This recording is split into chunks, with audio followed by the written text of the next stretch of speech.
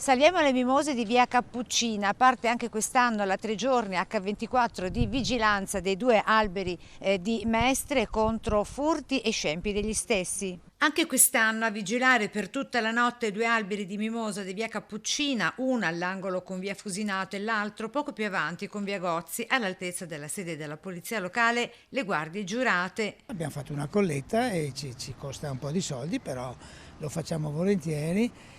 E poi ci sono le persone che passano e devo dire che la gran parte delle persone che passano dicono bravi, fate bene.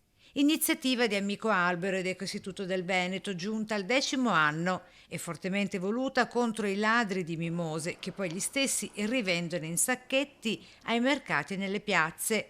La vigilanza anche con i volontari fino al prossimo 8 marzo, festa della donna. Diciamo che c'è un'assonanza tra la mimosa e la festa della donna. Come difendiamo la mimosa, che è un simbolo per noi, è una piccola mimosa ma è un grande simbolo, lo stesso dobbiamo difendere le donne.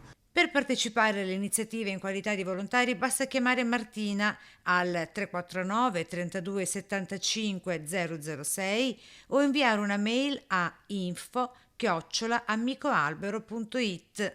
Ho sempre partecipato quasi tutti gli anni a questa iniziativa, sono molto contenta che continui.